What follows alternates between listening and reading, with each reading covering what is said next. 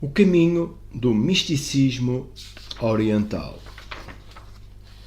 O hinduísmo. Para entender qualquer das filosofias a descrever, é importante saber que são, na sua essência, religiosas. O seu objetivo principal é a experiência mística direta da realidade. E já que esta experiência é por natureza religiosa, são inseparáveis da religião. Mais que para qualquer outra tradição oriental, isto é verdade para o hinduísmo, onde a relação entre filosofia e religião é particularmente forte. Tem sido afirmado que a maioria do pensamento na Índia é, em certo sentido, pensamento religioso. E o hinduísmo não só influenciou, ao longo de muitos séculos, a vida intelectual indiana, como determinou também quase completamente a sua vida social e cultural.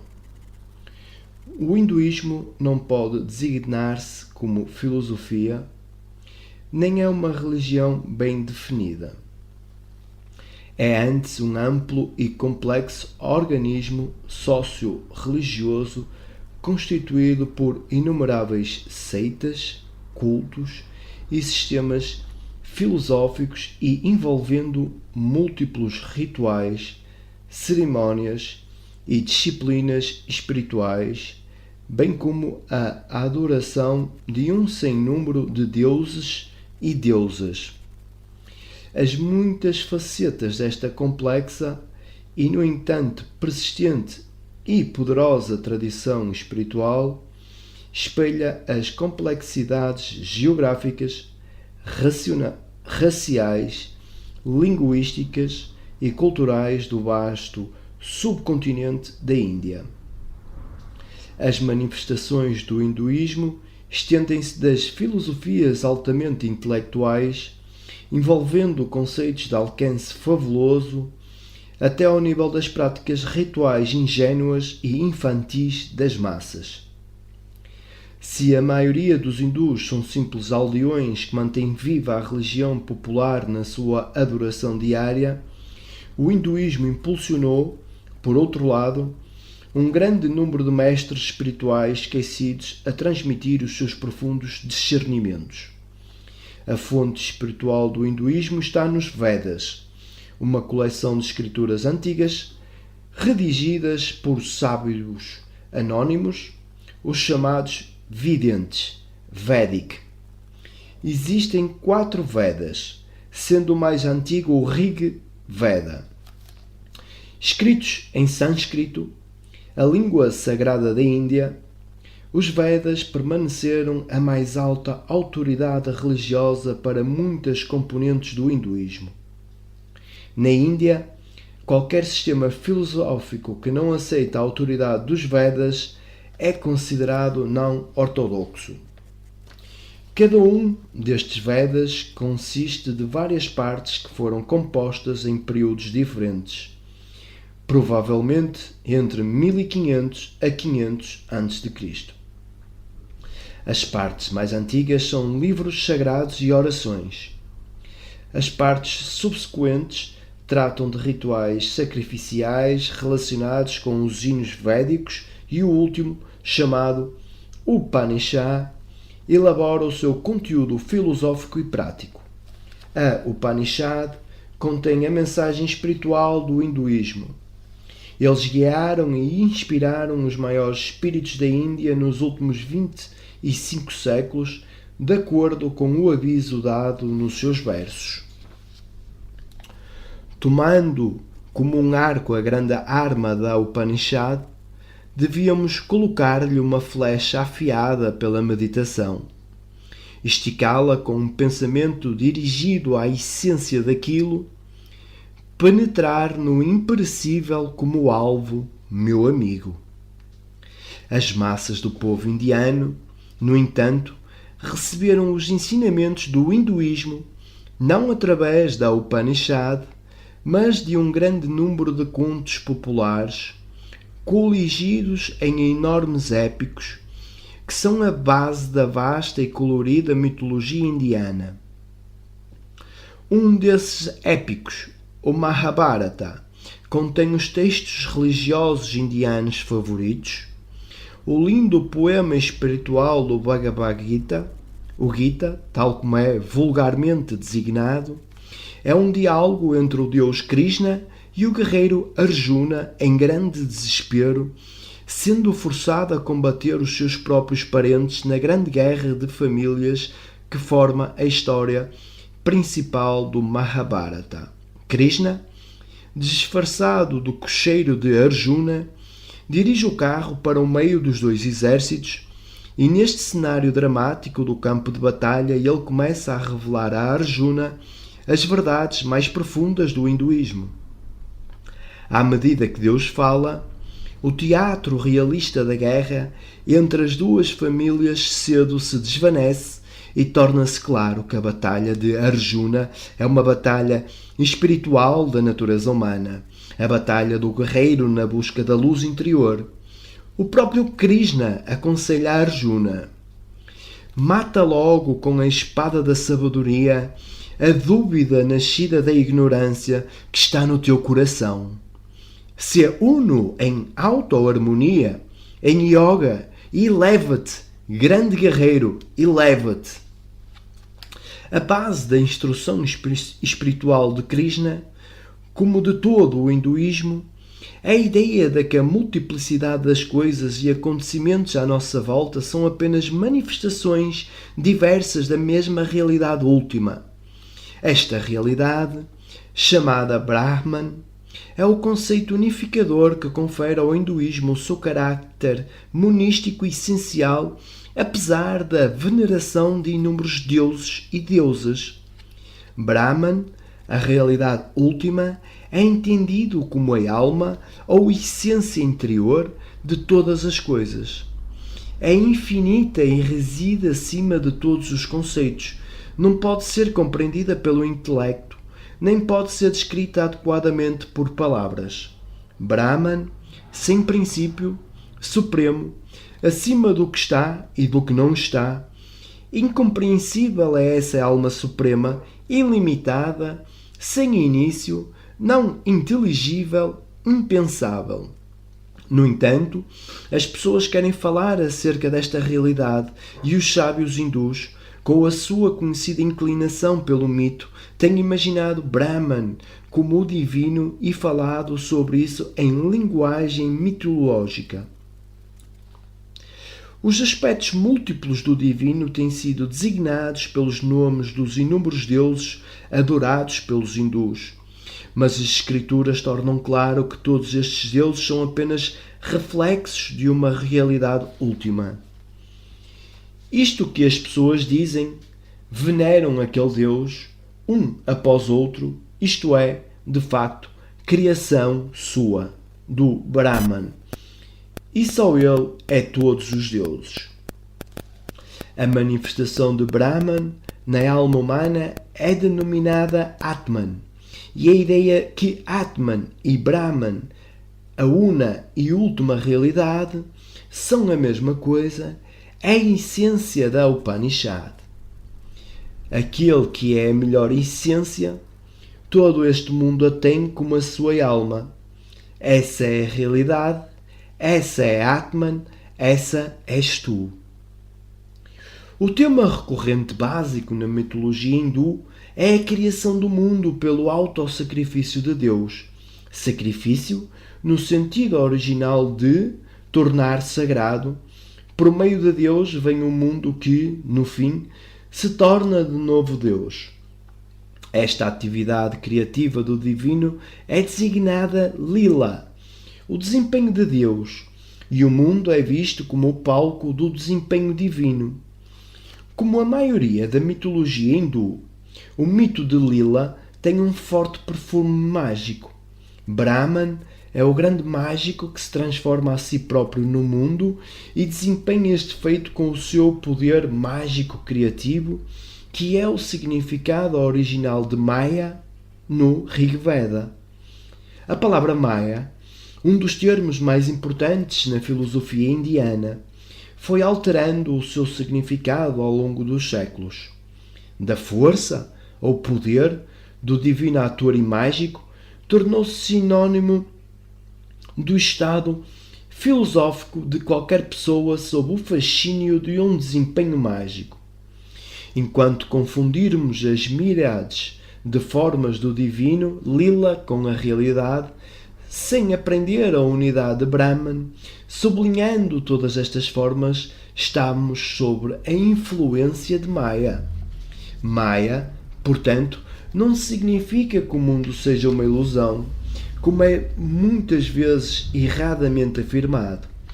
A ilusão está meramente no nosso ponto de vista se pensarmos que as formas e estruturas, coisas e acontecimentos que nos rodeiam são realidades da natureza, em vez de entender que são conceitos do nosso espírito quantificador e categorizador.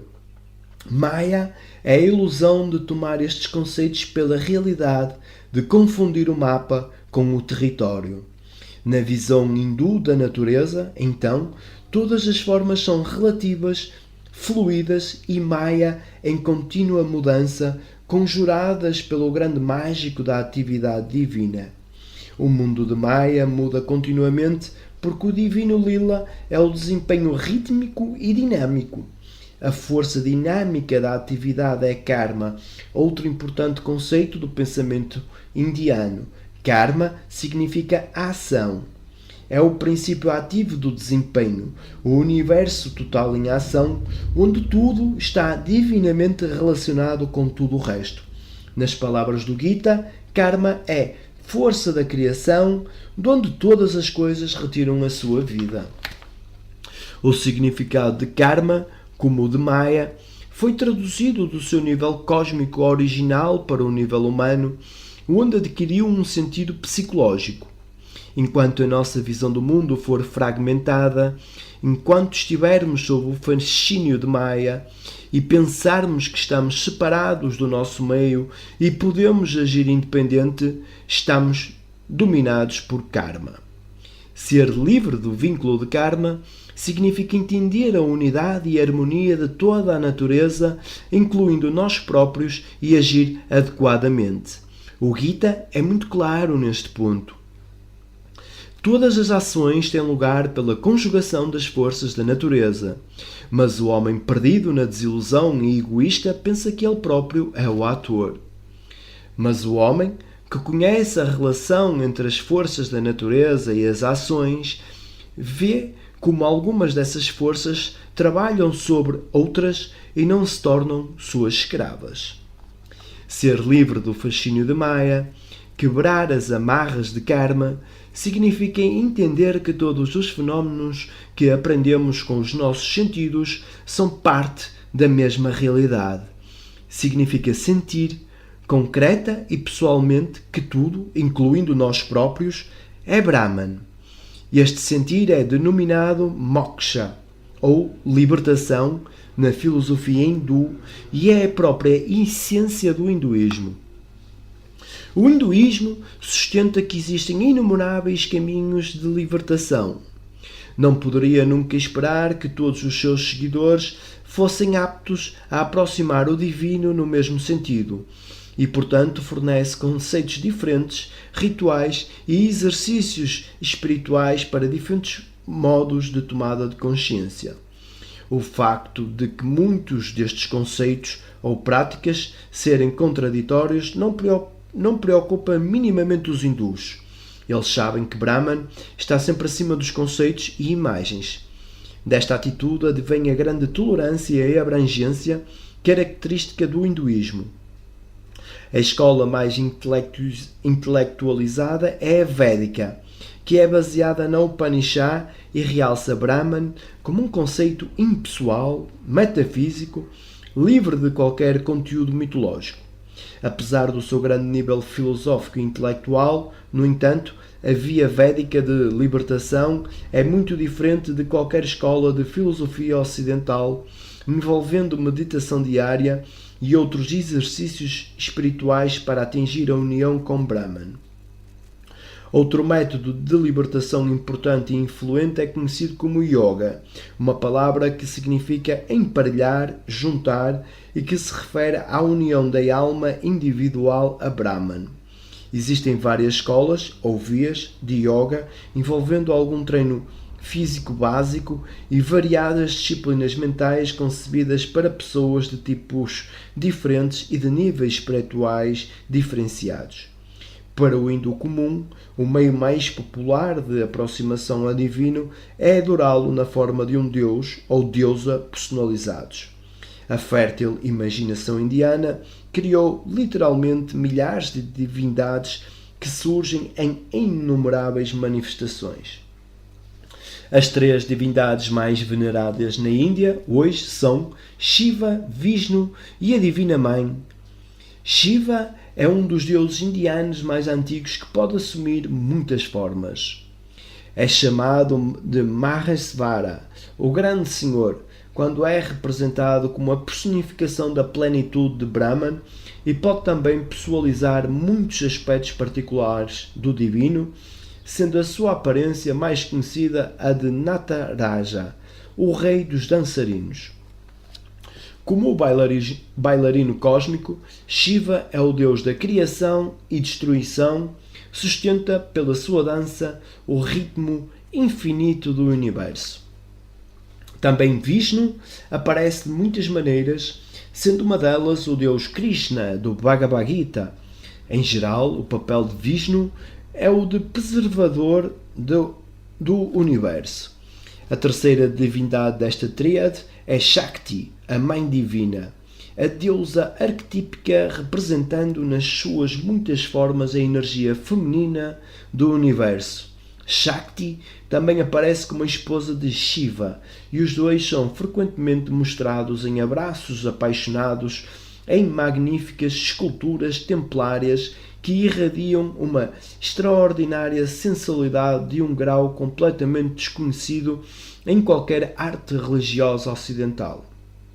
Ao contrário da maioria das religiões ocidentais, o prazer sensual nunca foi suprimido no hinduísmo, porque o corpo foi sempre considerado parte integrante do ser humano e não separado do espírito. O hindu não tenta, portanto, controlar os desejos do corpo pela vontade consciente, mas aspira a realizar-se com todo o seu ser, corpo e espírito. O hinduísmo desenvolveu ainda um ramo colateral, o tantrismo medieval, onde a iluminação interior é procurada através de uma experiência profunda de amor sensual, na qual cada um são ambos, de acordo com as palavras da Upanishad. Tal como um homem nos braços da esposa amada, nada sabe por dentro e por fora, assim também quando no abraço da alma inteligente, nada sabe por dentro e por fora. Shiva foi associado de perto com esta forma medieval do misticismo erótico e do mesmo modo foram Shakti e numerosas outras divindades femininas que existem em grande número na mitologia hindu. Esta abundância de deusas mostra de novo que no hinduísmo o lado físico e sensual da natureza humana, que foi sempre associada com a mulher, é uma parte integrante do divino. As deusas hindus não são mostradas como deusas sagradas, mas em abraços sensuais de beleza surpreendente. O espírito ocidental é facilmente confundido pelo número fabuloso de deuses e deusas que povoam a mitologia hindu nas suas variadas aparições e encarnações. Para compreender como podem os hindus estar à altura desta multiplicidade de divindades, temos de estar conscientes da atitude básica do hinduísmo, de que, substancialmente, todas estas divindades são idênticas. São todas manifestações da mesma realidade divina, refletindo diferentes aspectos do infinito, omnipresente e, por fim, incompreensível Brahman. O Budismo. O budismo tem sido, durante muitos séculos, a tradição espiritual dominante em muitas zonas da Ásia. incluindo os países da Indochina, bem como o Sri Lanka, Nepal, Tibete, China, Coreia e Japão. Tal como o hinduísmo na Índia, o budismo tem tido uma forte influência na vida cultural, intelectual e artística destes países. Ao contrário do hinduísmo, no entanto, o budismo regressa a um único fundador, Siddhartha Gautama, o chamado Buda histórico.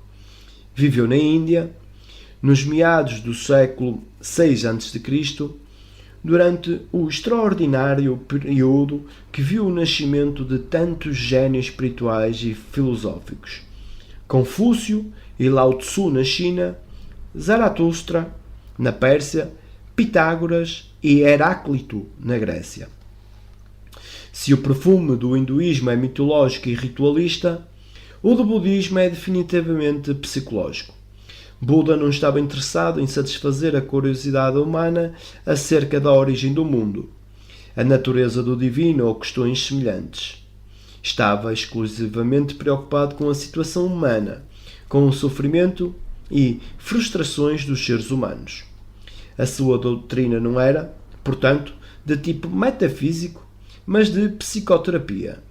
Ele assinalou a origem das frustrações humanas e a maneira de as ultrapassar, tomando para este fim os conceitos indianos tradicionais de Maya, Karma, Nirvana, etc., e conferindo-lhes uma interpretação psicológica fresca, dinâmica e diretamente relevante. Depois da morte do Buda, o budismo desenvolveu-se em duas escolas principais, a Hinayana e a Mahayana. A Hinayana, ou Pequeno Veículo, é uma escola ortodoxa que se agarra à letra aos ensinamentos de Buda, enquanto a Mahayana, ou Grande Veículo, mostra uma atitude mais flexível, acreditando que o espírito da doutrina é mais importante que a sua formulação original. A escola Hinayana estabeleceu-se no Ceilão, Birmânia e Tailândia, ao passo que a Mahayana se difundiu pelo Nepal, Tibete, China e Japão e tornou-se, porventura, a mais importante das duas escolas. Na própria Índia, o budismo foi absorvido, depois de muitos séculos, pelo flexível e assimilador hinduísmo, e o Buda foi, por fim, adotado como uma encarnação do multifacetado Deus Vishnu. À medida que o budismo mahayano se espalhava pela Ásia, entrou em contacto com povos de muitas culturas e diferentes mentalidades que interpretaram a doutrina de Buda do seu próprio ponto de vista, elaborando muitos dos pontos subtis detalhadamente e juntando as suas próprias ideias originais. Desta maneira, mantiveram o budismo vivo ao longo dos séculos e desenvolveram filosofias altamente sofisticadas com profundos discernimentos psicológicos. Apesar do alto nível intelectual destas filosofias, o budismo mahayano nunca se perde num pensamento especulativo obstinado. Como sempre, no misticismo oriental, o intelecto é visto meramente como meio de aclarar o caminho para a experiência mística direta, que os budistas designam por despertar. A essência desta experiência é ultrapassar o mundo das distinções e oposições intelectuais para alcançar o mundo da assíntia, o ininteligível, onde a realidade surge como plenitude, indivisa e indiferenciada. Isto foi experienciado uma noite por Siddhartha Gautama, depois de 7 anos de ardorosa disciplina na floresta. Sentado em meditação profunda, debaixo da celebrada árvore Bodhi, a árvore da iluminação interior, obteve subitamente a final e definitiva clarificação de todas as suas buscas e dúvidas no ato de despertar, insuperável, completo, que o tornou o Buda, ou seja, o desperto. Para o mundo oriental, a imagem do Buda no estado de meditação é tão significativa como a imagem de Cristo crucificado para o Ocidente e inspirou inúmeros artistas por toda a Ásia que criaram magníficas esculturas de Budas meditativos. De acordo com a tradição budista, O Buda foi para o parque de veados de Benares imediatamente a seguir ao seu despertar para pregar a sua doutrina aos eremitas, seus antigos companheiros. Expressou-a na celebrada forma das 4 nobres verdades, uma apresentação compacta da doutrina essencial que não é diferente das afirmações de um médico que identifica a primeira causa da doença da humanidade, depois afirma que a doença pode ser curada e, por fim, prescreve o remédio. A primeira nobre verdade afirma a característica emergente da situação humana, dukkha, que é sofrimento e frustração. Esta frustração advém da nossa dificuldade de enfrentar o facto básico da vida, que tudo o que nos rodeia é provisório e transitório. Todas as coisas aparecem e desaparecem, disse Buda, e a noção que o movimento e a mudança são características básicas da natureza está na origem do budismo. O sofrimento aparece, na perspectiva budista, sempre que resistimos ao fluir da vida e tentamos agarrar-nos a formas fixas que são todas Maya, sejam coisas, acontecimentos, pessoas ou ideias.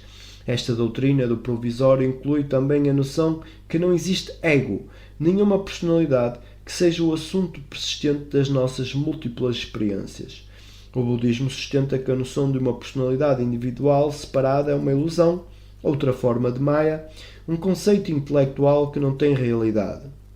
Fixar-se a este conceito conduz à frustração idêntica à aderência a qualquer outra categoria fixa de pensamento. A segunda nobre verdade diz respeito à causa do sofrimento, Trishna, que é pegajoso ou ávido. É a sofreguidão fútil da vida baseada num ponto de vista errado que é chamado ávida, ou ignorância na filosofia budista. Fora desta ignorância, dividimos o mundo aprendido em coisas individuais e separadas e assim intentamos confinar as formas fluídas da realidade em categorias fixas criadas pelo espírito. Enquanto esta visão prevalecer, estamos condenados a sentir frustração atrás de frustração, tentando agarrar-nos às coisas que consideramos firmes e persistentes, mas que, de facto, são transitórias e, em transformação permanente, somos apanhados num círculo vicioso em que cada ação gera outra ação e a resposta a cada pergunta invoca novas questões. Este círculo vicioso é conhecido no budismo como samsara, a curva de nascimento e morte, e é guiado por karma, a infindável corrente de causa e efeito. A terceira nobre verdade afirma que o sofrimento e frustração podem ter fim. É possível ultrapassar o círculo vicioso da samsara para nos libertarmos da sujeição de karma e atingir um estado de total libertação chamado nirvana. Neste estado, as falsas noções de uma personalidade separada desapareceram para sempre e a unidade da vida torna-se uma sensação constante. Nirvana é o equivalente de moksha na filosofia hindu e, sendo um estado de consciencialização para além de todos os conceitos intelectuais, requer maior desenvolvimento. Atingir o Nirvana é alcançar o despertar ou o estado de Buda. A quarta nobre verdade é a prescrição de Buda para acabar com o sofrimento. A oitava via para o autodesenvolvimento que conduz ao estado de Buda. As duas primeiras secções desta via, como já foi mencionado, relacionam-se com o olhar e conhecer corretos, isto é, com o claro discernimento da situação humana, que é necessariamente o ponto de partida. As 4 secções seguintes dizem respeito à normatização do bom proceder. Apresentam as regras para o modo de vida budista, que é um meio caminho entre opostos. As 2 últimas secções tratam da consciencialização e meditação corretas, descrevendo a experiência mística concreta da realidade que é, no fundo, o objetivo a atingir. Buda não desenvolveu a sua doutrina num sistema filosófico consistente, encarava-a como um meio para alcançar o conhecimento. As suas afirmações acerca do mundo limitavam-se a enfatizar a inconstância de todas as coisas. Insistia na liberdade relativamente à autoridade espiritual, incluindo a sua, dizendo que apenas podia mostrar o caminho para o estado de Buda e que era da responsabilidade de cada indivíduo seguir este caminho até ao fim pelos seus próprios esforços. As últimas palavras de Buda, no leito de sua morte, são características da sua visão do mundo e da sua atitude como mestre. A decadência é inerente a todas as coisas compostas, concluindo, prossigam com diligência. Nos primeiros séculos após a morte de Buda, efetuaram-se vários grandes conselhos pelos monges dirigentes da ordem budista, nos quais todos os ensinamentos foram recitados em voz alta, por forma a eliminar diferenças na sua interpretação. No quarto destes conselhos, que ocorreu na ilha de Ceilão, Sri Lanka, no século I d.C., a doutrina memorizada, que tinha sido transmitida oralmente durante mais de 500 anos, foi pela primeira vez registada por escrito. Este registro, feito na linguagem Pali, é conhecido como o Canon Pali, formando a base da escola ortodoxa Hinayana. A escola Mahayana, por outro lado, baseia-se em alguns sutra, escrituras bastante volumosas, escritas em sânscrito 100 ou 200 anos mais tarde, e que expõem os ensinamentos de Buda de uma forma muito mais elaborada e sutil que o Canon Pali. A escola Mahayana designa-se a si própria o grande veículo do budismo, já que oferece aos seus seguidores uma grande variedade de métodos ou meios eficientes para que seja possível atingir o estado de Buda. Estes métodos vão desde doutrinas que dão especial relevo à fé religiosa nos ensinamentos de Buda, a elaboradas filosofias envolvendo conceitos que muito se assemelham aos empregos pelo moderno pensamento científico. O primeiro comentador da doutrina Mahayana e um dos maiores pensadores entre os patriarcas budistas foi Ashvagosha, que viveu por volta do século I d.C. Explicitou os conceitos fundamentais do budismo mahayano, em particular os que se relacionam com a omnisciência budista. Num pequeno livro intitulado The Awakening of Faith, este texto, extremamente belo e lúcido, que faz lembrar em muitos aspectos o Bhagavad Gita, constitui o primeiro tratado representativo da doutrina Mahayana, uma autoridade para todas as escolas desta filosofia. É provável a forte influência de Ashvagosha em Nagarjuna, o mais intelectual filósofo Mahayana, que utilizava uma dialética bastante sofisticada para mostrar as limitações de todos os conceitos da realidade. Através de brilhantes argumentos, demolia as proposições metafísicas do seu tempo, demonstrando que a realidade, em última análise, não pode ser aprendida com conceitos ou ideias. Assim, atribui-lhe a designação de Sanyata, o vácuo ou o vazio, um termo equivalente ao Tathagata de Ashvagosha ou unicidade. Quando se reconhece a futilidade do modo conceptual de pensar, a realidade é sentida como uma unidade pura. A asserção de Nagarjuna de que a natureza essencial da realidade é o vazio está longe de ser nihilista, caráter que quase sempre lhe é atribuído. Significa simplesmente que todos os conceitos formados pela mente humana acerca da realidade são, em última análise, vazios. Realidade ou vazio não são por si só estados destituídos de consistência, mas sim a própria fonte de toda a vida e a essência de todas as coisas. Estes aspectos do budismo Mahayana refletem o seu caráter intelectual e especulativo. Este é, no entanto, apenas um dos pontos de vista do budismo. Complementarmente, existe a consciência religiosa budista que envolve a fé, o amor e a compaixão. A verdadeira sabedoria Bodhi é vista no budismo Mahayana como sendo composta por dois elementos a que D.T. Suzuki chamou os dois pilares que suportam o grande edifício do budismo.